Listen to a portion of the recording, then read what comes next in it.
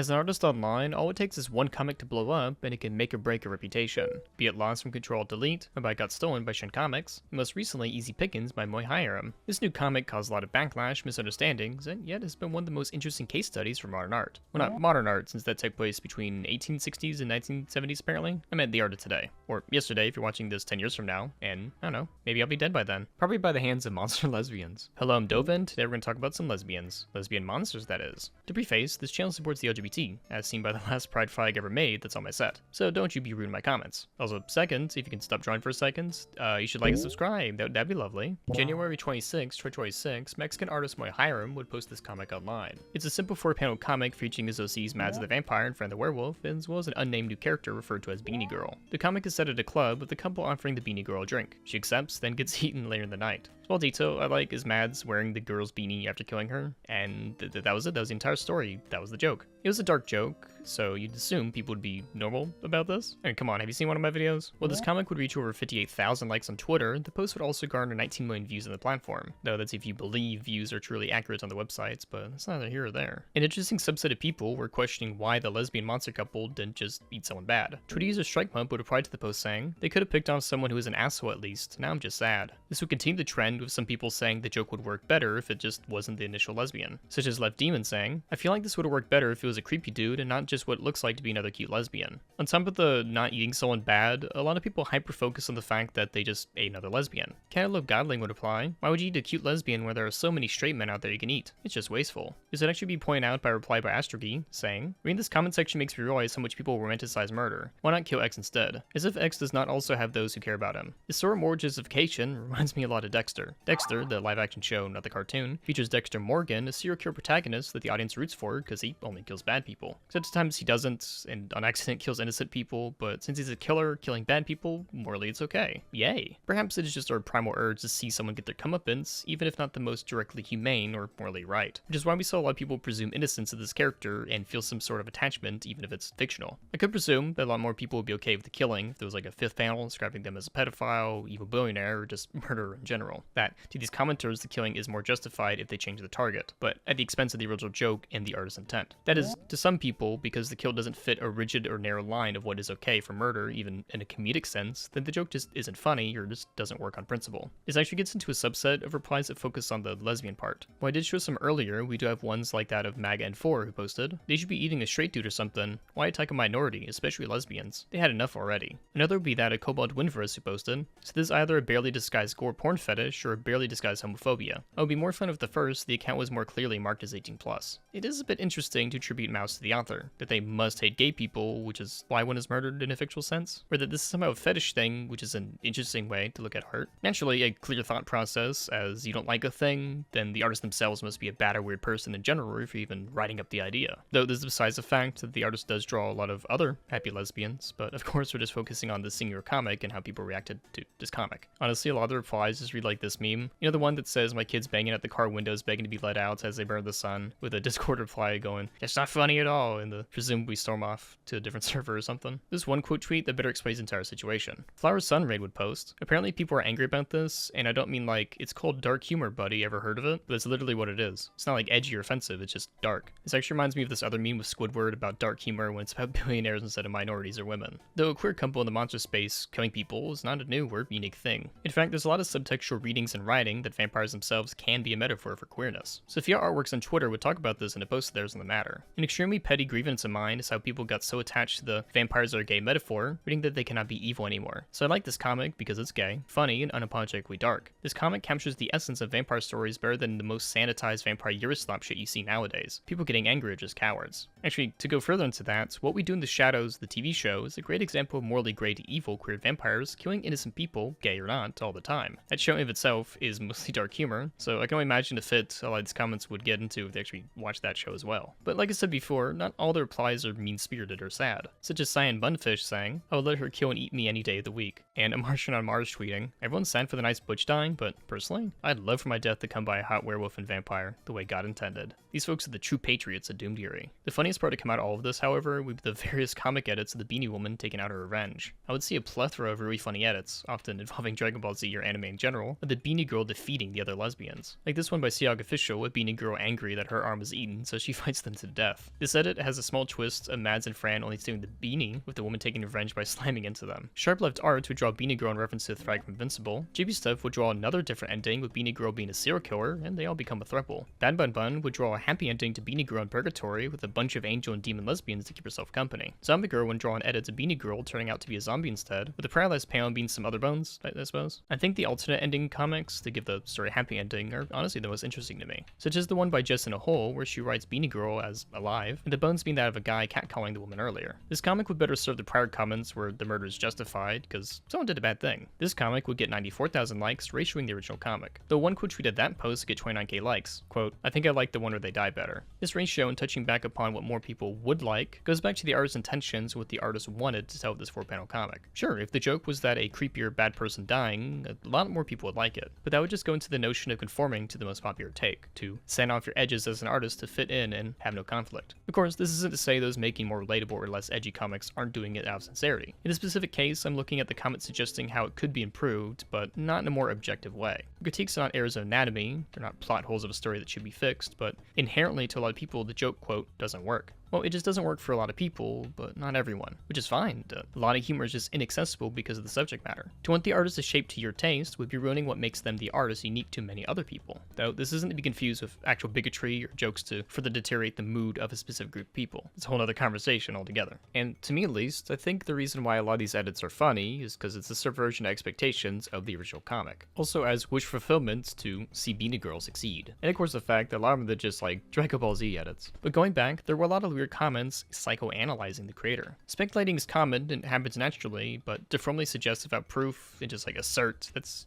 not good. Believe me, I found out the hard way. I forgot to mention before, but Hiram and I are actually mutuals, and we talked here and there. He would reach out to me asking if people were being babies or if it crosses the line that he's not seeing. Important thing to mention when it comes to these comics that this isn't the first time someone or even lesbians have died in them, such as his Assassin comics featuring a rookie who keeps falling in love with her targets. Those comics would not get a big backlash at all, though in one of those it does specifically feature a target who was responsible to the death of 30,000 people. So I guess in that case, to many commentators we saw before, that one's more justified. I just told Muyhiram that, yeah, people were just being babies and he should not delete the comic. Instead, he should just retweet the funny edits and sell the comic as a print whenever he has a store. There are some instances in which deleting a comic or privating a post may be fine, but in this case, I mean, it's not really justified. And later down the line, publicly, Hiram would respond to the comic's backlash. 3 days after the comic released, Hiram would quote tweet the post saying, "Thanks for all the love and hate on this comic." 2 days after that, he'd give a more proper response, typing out, "Final words on this comic. I don't feel attacked or hated. I welcome and enjoyed all the edits and continuations. I don't want you to root for the monsters. I just want you to laugh at the ridiculous nature of the question, are we monsters? Coming from A, a literal monster, and B, someone who just did something monstrous. The comic was supposed to be shocking and upsetting, and holy fuck, I nailed it. This kind of comics isn't even a small percentage of what I do and post on here. 60% of my work I don't even post on Twitter. Please check out my webtoons. I will keep doing dark humor. I love DBZ. I'm Mexican Sumi.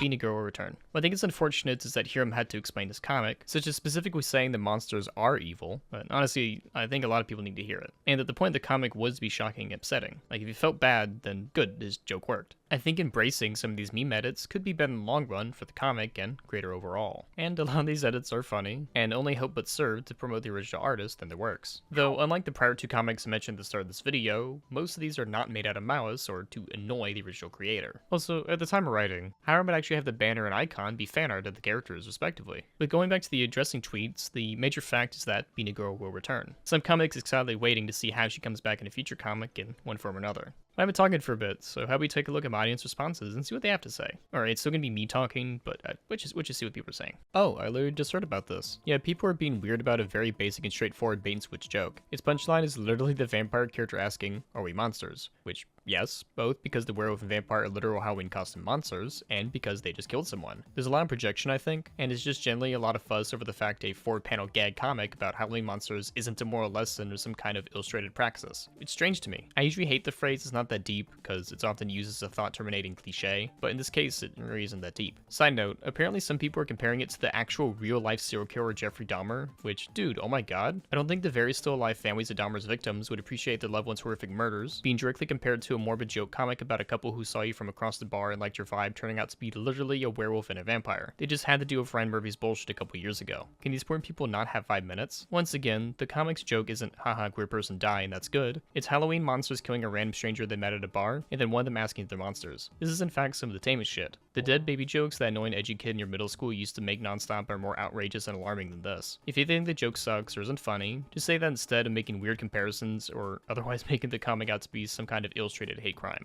Fuddy. As someone who's only seen this comic now, I think it sounds as if this is one of those the comic Twitter hated situations again. This feels like such a nothing burger comic to get your shit in a twist over, in my opinion. I really feel like people were desperately looking for something to rip at that week or day or whatever. By the way, hi, I love your videos. Hee hee hee hee. And okay, maybe she was into it. Easy pickings can be a good litmus test when it comes to Doomed Eerie, or monster lovers in general. Is this a comic where you read it, laugh, and move on? Or do you feel some sort of maternal relationship to the nameless and voiceless fictional character? The purpose of the comic was to shock and upset people, and as you can see by the end of the video, Muyhiram sure did a good job of that. If there's any takeaway from this video is that there are many types of humor, and you're free to enjoy or not enjoy what you like. I mentioned before a lot of these comments saying the joke would have worked better if X or Y happened. I'm sure there are plenty of artists who would make those jokes, and if you prefer that type of humor, then it's great. On the other hand, if you like this comic and prefer the type of humor, that's great as well. I don't think that there are going to be universal jokes that work on everyone, and I think that's perfectly fine. In fact, I'm glad to see comics like that at Easy Pickins that are able to subvert expectations in a way most seem to have not experienced. I hope you, the regular people and artists watching this video, see the value in comics like this and apply it to your time reading or creating online. In some cases, the joke isn't inherently bad, it's just maybe not for you.